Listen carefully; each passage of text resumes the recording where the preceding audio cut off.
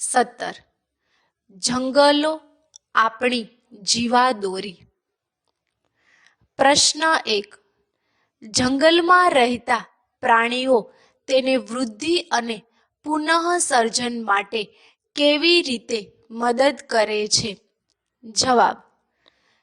જંગલમાં ઘણા પ્રકારના પ્રાણીઓ રહે છે જેઓ શાકાહારી, માંસાહારી કે મિશ્રાહારી હોય છે, જેઓ જંગલની વનસ્પતિ પર સીધી કે આડકતરી રીતે આધાર રાખે છે.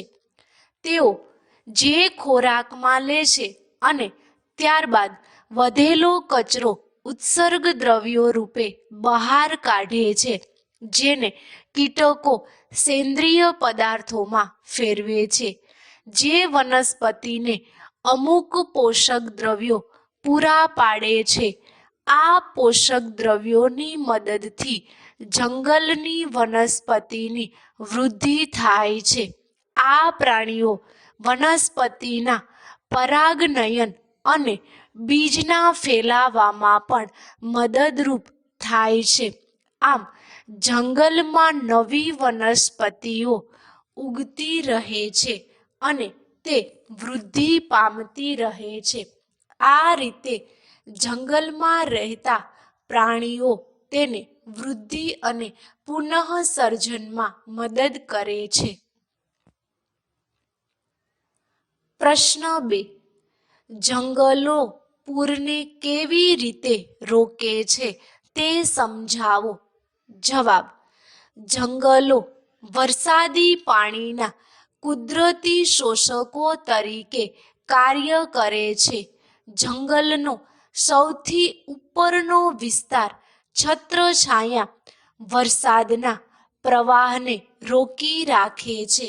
આમ વરસાદના ટીપાં સીધા જમીન પર પડતા નથી અને ધીમે ધીમે પાણી જમીનમાં ઉતરે છે. વૃક્ષોના મૂળ જમીનને જકડી રાખે છે. જંગલોમાં જમીન પર પડેલા પાંદડા અને મૃત અવશેષો પાણીના પ્રવાહને રોકે છે.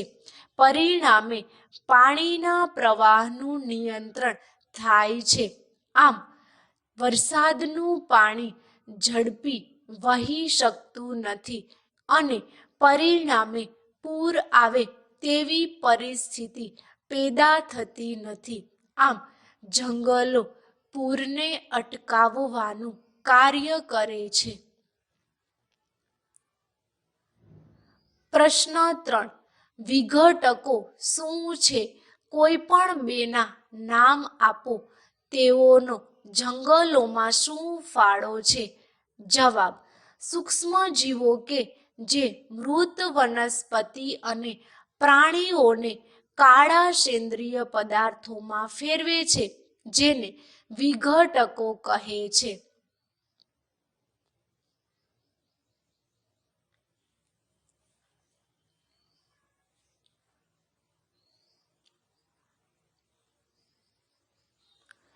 ઉદાહરણ તરીકે ફૂગ અને બેક્ટેરિયા. જમીન પર મૃત પાંદડા અને પ્રાણીઓના અવશેષો સડે છે અને કોહવાય છે ત્યારે વિઘટકો તેમનામાં રહેલા પદાર્થોને કાળા સેન્દ્રિય પદાર્થોમાં ફેરવે છે. આ પોષક તત્વો જમીનમાં ભળી જાય છે અને વનસ્પતિ દ્વારા શોષાય છે. આ રીતે પોષક તત્વો ચક્રમાં ફરતા રહે છે. પ્રશ્ન 4. જંગલોનો વાતાવરણમાં ઓક્સિજન અને કાર્બન ડાયોક્સાઇડ સંતુલનમાં ફાળો જણાવો. જવાબ. જંગલોમાંની વનસ્પતિ એ પ્રકાશ સંશ્લેષણ દ્વારા ઓક્સિજન મુક્ત કરે છે અને ખોરાક બનાવવા કાર્બન ડાયોક્સાઇડ વાયુ લે છે. બીજી બાજુ પ્રાણીઓ શ્વસનમાં આ ઓક્સિજન વાયુ લઈ કાર્બન ડાયોક્સાઇડ વાયુ મુક્ત કરે છે. આમ વાતાવરણમાં ઓક્સિજન અને કાર્બન ડાયોક્સાઇડનું સંતુલન જાળવાઈ રહે છે. પ્રશ્ન 5. જંગલમાં કંઈ પણ નકામું નથી, સમજાવો. જવાબ. જંગલમાં સૂક્ષ્મ જીવોએ મૃત વનસ્પતિ અને પ્રાણીઓની પેશી પર નભે છે અને તેમને ઘેરા રંગના સેન્દ્રિય પદાર્થમાં ફેરવે છે. મૃત પ્રાણીઓના ગીધ, કાગડા, શિયાળ અને જીવજંતુઓનો ખોરાક બને છે, જે સેન્દ્રિય પદાર્થોમાં ફેરવાઈ પોષક તત્વોના રૂપમાં વનસ્પતિના ઉપયોગમાં આવે છે. આ રીતે પોષક તત્વો ચક્રમાં ફરતા રહે છે. આમ જંગલમાં કોઈ વસ્તુ નકામી પડી રહેતી નથી અને કોઈને કોઈ રીતે ઉપયોગી બને છે. તેથી કહી શકાય કે જંગલમાં કંઈ પણ નકામું નથી. પ્રશ્ન 6. જંગલમાંથી મળતી કોઈ પણ 5 પેદાશોના નામ જણાવો. જવાબ. જંગલમાંથી મળતી પેદાશો નીચે મુજબ છે. 1. ઔષધિઓ. 2. લાકડું. 3. ગુંદર. 4. કાથો. 5. રબર. પ્રશ્ન 7. ખાલી જગ્યા પૂરો. એ. કીટકો, પતંગિયા, મધમાખી અને પક્ષીઓ સપુષ્પી વનસ્પતિને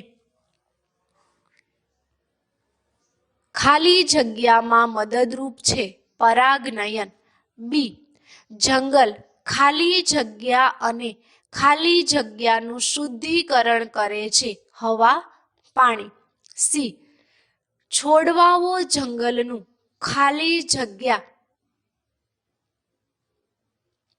સ્તર બનાવે છે, સૌથી નીચલું. ડી. સડેલા પાંદડા અને પ્રાણીઓના મળ જંગલને ખાલી જગ્યા થી ભરપૂર બનાવે છે. સેન્દ્રિય પદાર્થો. પ્રશ્ન 8. આપણે જંગલને લગતી પરિસ્થિતિ અને સમસ્યાઓથી શા માટે ચિંતિત થવું જોઈએ? જવાબ. જો જંગલોને નુકસાન થશે તો વાતાવરણમાં કાર્બન ડાયોક્સાઇડનું પ્રમાણ વધશે, જેના કારણે પૃથ્વીનું તાપમાન વધશે. જંગલો જમીનનું ધોવાણ અટકાવે છે અને પૂર આવતું નથી. જંગલો આપણને ઔષધીય વસ્તુઓ, લાકડું તથા ઘણી ઉપયોગી પેદાશો આપે છે. જંગલોના નાશના કારણે વન્યજીવોના રહેઠાણને નુકસાન થશે. જંગલોના આપણા પર ઘણા ફાયદાકારક છે. તેથી જંગલોની આપણને ચિંતા હોવી જોઈએ. આપણા ફાયદા માટે જંગલોનો નાશ થઈ રહ્યો છે, તે ખરેખર માનવજાતિ માટે વિચારવા જેવી બાબત છે. આપણા પર્યાવરણને બચાવવા જંગલોની જાળવણી કરવી જરૂરી છે. પ્રશ્ન 9. જંગલમાં વિવિધ વનસ્પતિ અને પ્રાણીઓ શા માટે જરૂરી છે? સમજાવો. જવાબ. વનસ્પતિની વિવિધ જાતિઓને હોવાથી જંગલોમાં તૃણાહારીઓને ખોરાક અને રહેઠાણની મળી રહે છે. આમ તૃણાહારીઓ પ્રાણીઓ જીવન જીવી શકે છે હવે તૃણાહારીઓની સંખ્યા વધતા તેઓ માંસાહારીઓને ખોરાક તરીકે ઉપયોગી બને છે. પરિણામે માંસાહારી પ્રાણીઓની સંખ્યા વધે છે. આથી જંગલ વનસ્પતિઓ અને પ્રાણીઓથી સંતુલનમાં રહે છે. આમ વનસ્પતિ અને પ્રાણીઓની વિવિધતા જંગલના વૃદ્ધિ અને પુનઃ વિકાસ માટે ખૂબ જ જરૂરી છે. પ્રશ્ન 10. આકૃતિ 17.15 ચિત્રકાર નામ નિર્દેશન અને તીર આપવાનું ભૂલી ગયેલ છે. નીચે આપેલ શબ્દો દ્વારા નામ નિર્દેશન કરો અને પ્રક્રિયાની દિશા જણાવો.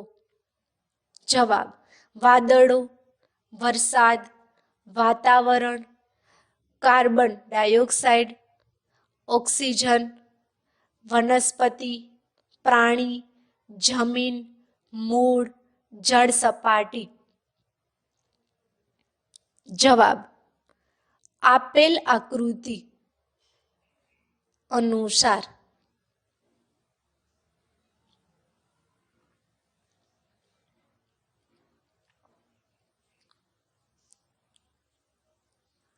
પ્રશ્ન 11. નીચે આપેલામાંથી કઈ જંગલની પેદાશ નથી?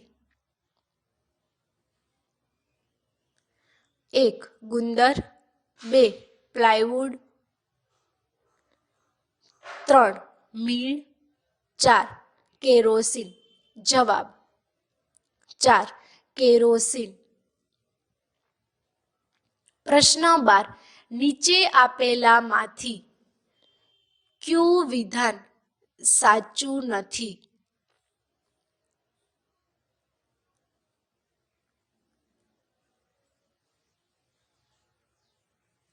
1. જંગલો જમીન ધોવાણની પ્રક્રિયાને અટકાવે છે.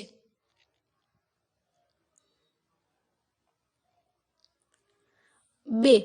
વનસ્પતિ અને પ્રાણીઓ જંગલમાં એકબીજા પર આધારિત નથી.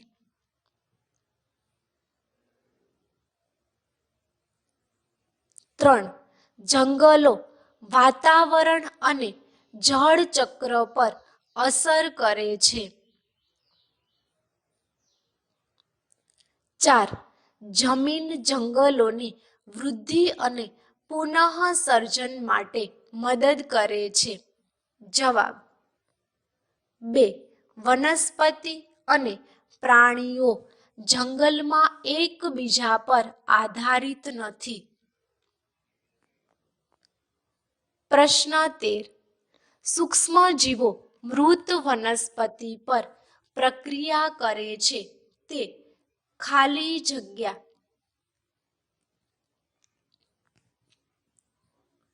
1. રેતી, 2. ફૂગ એટલે કે મશરૂમ, 3. કળણ, 4. લાકડું. જવાબ: 2. ફૂગ એટલે કે મશરૂમ.